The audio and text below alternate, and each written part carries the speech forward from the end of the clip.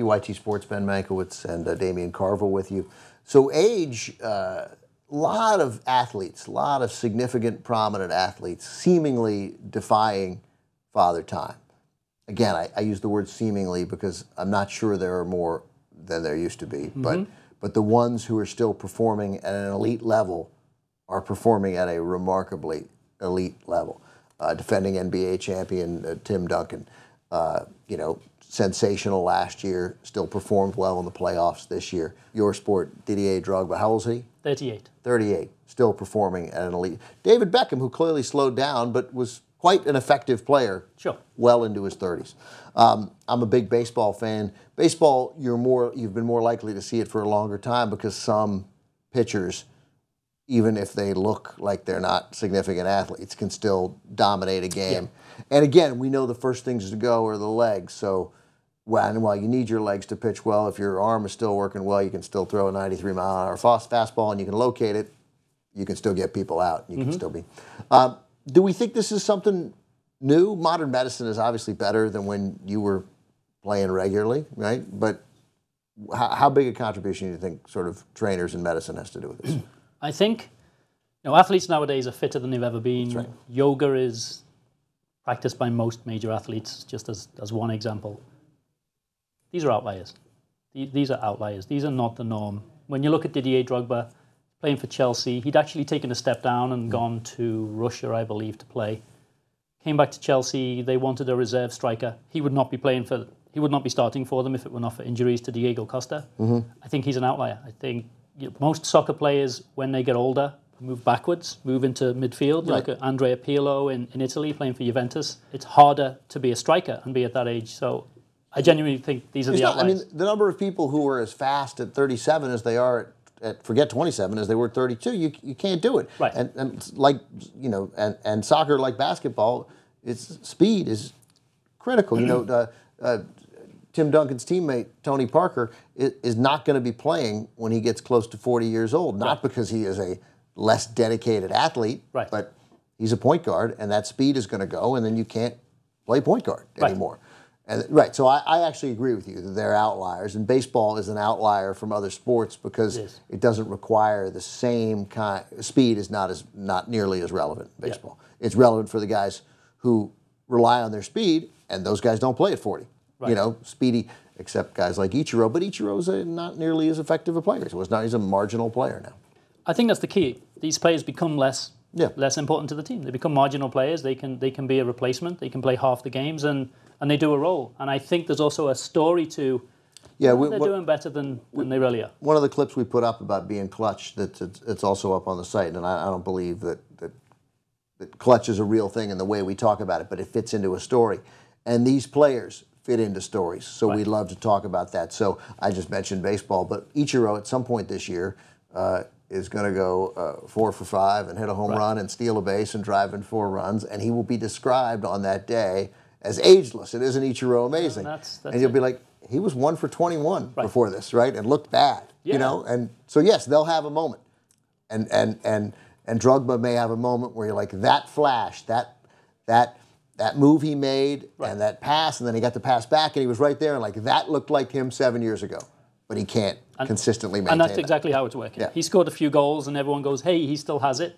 He's a freakish human in terms of his physique. He's kept himself in great shape. But they're outliers. You know, you look at, time has caught up with people like Peyton Manning. Looked like he was able to he never seemed to have he never had the top arm strength in the league.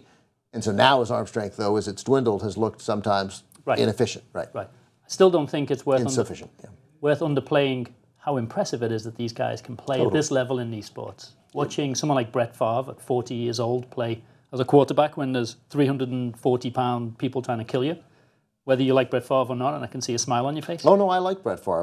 But story is so important, because the reasons not to like Brett Favre, before his nonsense at the end, but I don't care about the retirement and unretirement. He couldn't make up his mind.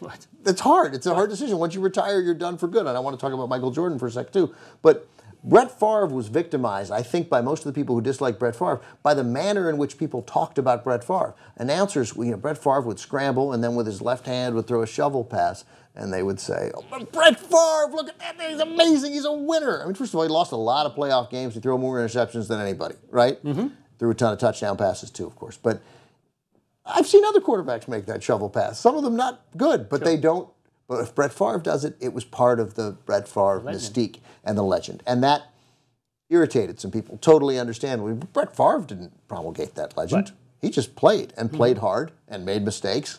And always what I always loved about Brett Favre is it seemed like 95% of the guys on other teams who sacked him picked him up and patted him on the head. Sure. And then he liked them. He loved playing. He liked his opponents. He liked his players. Most of his teammates, it appeared, liked him.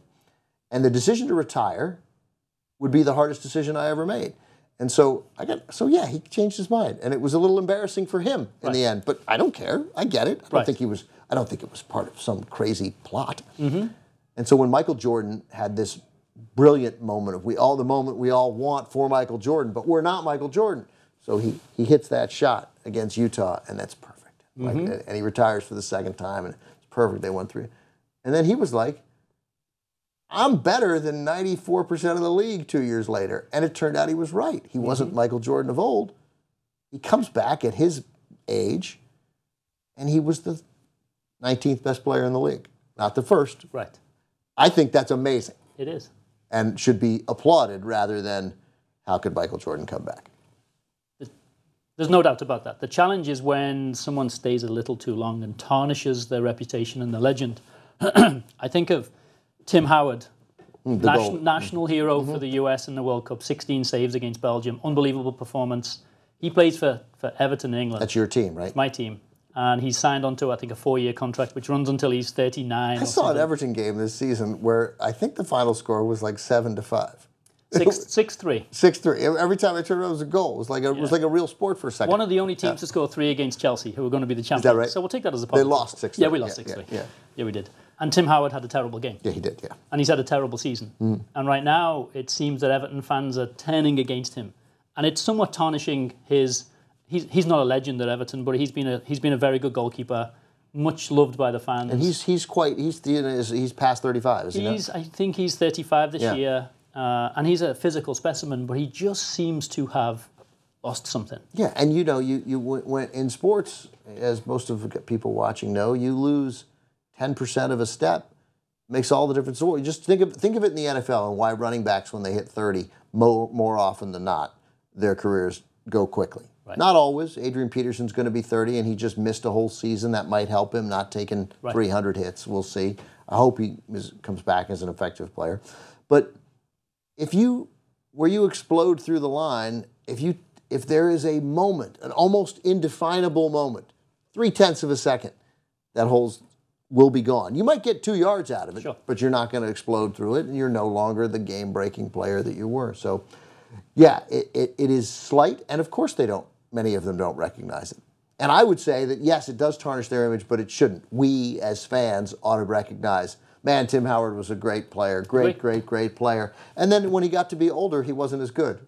Like, that's okay. I agree. Yeah. Babe Ruth, Hank Aaron, they weren't as good when they got old. Not everybody can be Jackie Robinson, but not everybody gets to walk away like that. And it's hard to know. And sometimes you have to see the results. It's hard to know. I am incredibly effective at 48.